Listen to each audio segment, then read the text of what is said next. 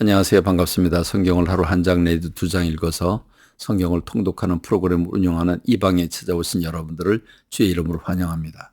오늘은 사사기 9장에 나오는 말씀을 함께 나누게 될 것입니다. 이제 기드온 미디안의 그런 압제로부터 이스라엘 백성들을 해방시키고 40년 동안 평화를 남겨줬던 그 기드온은 죽게 되지요.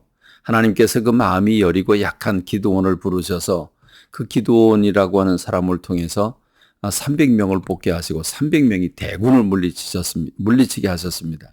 이것은 너희들의 힘으로 너희가 평화를 얻을 수 있는 게 아니고 너희가 나를 섬기고 내가 너희들과 함께 할 때 너희는 평안을 얻을 수 있다. 복을 받고 누릴 수 있다는 사실을 가르쳐 주신 것입니다. 이렇게 기드온을 통해서 그 미디안 대군을 물리치고 평화를 가져다 주신 주님, 40년 동안 그 땅에 평화가 옵니다. 그런데 이제 기드온이 죽자 다시금 이스라엘 백성들은 우상 숭배를 하고 그리고 기드온의 집도 그 은혜를 잃어버리고 그들을 보살피지 않습니다. 자, 그런데 어떤 결정적인 일이 생기냐 하면, 자, 아버지 기드온이 죽자 그동안의 마음을 벼르고 있던 아비멜렉이라고 하는 사람이 일어납니다. 이 아비멜렉은 누구냐면, 넓게 보면 기드온의 아들이죠. 첩의 아들이니까. 자, 아내가 여럿이었고, 여럿인 아내를 통해서 아들이 70명이라고 했습니다. 그리고 첩도 있었는데 세겜 사람이었습니다. 그 첩의 아들이 아비멜렉입니다. 첩의 아들이니 서자니 얼마나 서러웠겠습니까? 얼마나 왕따를 당했겠습니까? 그 왕따의 서러움을 그가 세겜 사람에게 찾아가서 세겜은 나의 친족이라고 우리 어머니의 고향이고 친족이라고. 자, 여러분은 기드온의 아들 70명을 섬기는 게 좋으냐 한 사람 아비멜렉을 섬기는 게 좋으냐. 그래서 그들의 마음을 빼앗아 가지고 그들의 마음을 도둑질해서 결국 아비멜렉은 이 기드온의 70명의 아들, 자기의 형제들이죠. 자기 형제들을 70명을 다 한 바위에서 죽입니다. 이렇게 죽이고 그 세겜 사람들의 마음을 움직여서 그들로 하여금 왕으로 추대를 받아 왕이 됩니다. 기가 막힌 일이죠. 어처구니 없는 일이 일어납니다. 그래서 사사시대를 뭐라고 얘기합니까? 자기 소견에 옳은 대로 살았더라. 다시 말하면 자기 마음대로 사는 시대입니다.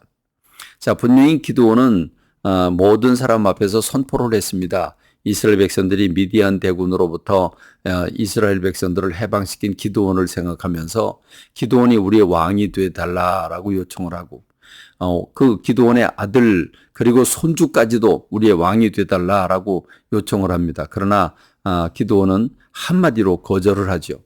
생각해봐라. 하나님께서 우리의 왕이신데 어찌 내가 너희들의 왕이 되고 사람이 너희들의 왕이 될 수 있겠는가? 그럴 수 없다. 하나님이 우리들의 왕이시다. 이렇게 아주 한마디로 거절을 합니다. 자, 이렇게 아버지가 그렇게 거절했는데 서자인 아비멜렉이 스스로 왕이 된 것입니다. 하나님께서 진노하지 않으시겠습니까? 자, 하나님은 이 요담이라고 하는 아들, 그러니까 기드온의 아들 70명의 아들 가운데 막내인데 이 막내는 70명을 한 바위에서 죽일 때 도망가 숨어 있었습니다. 그래서 구사일생으로 살아났죠. 그래서 그 요담이 세겜 사람들이 보이는 산꼭대기에 서가지고 소리를 지릅니다.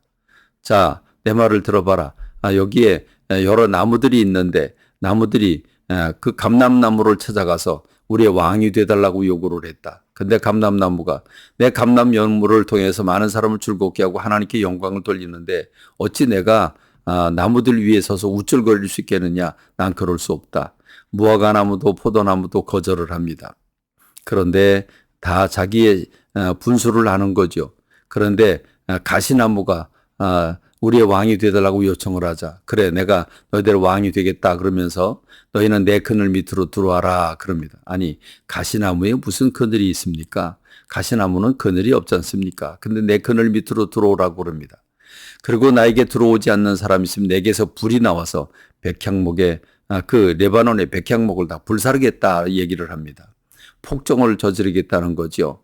그러면서 아비멜렉이 이와 같이 자기 분수를 알지 못하고 악행을 저질렀는데 그런데 생각해봐라.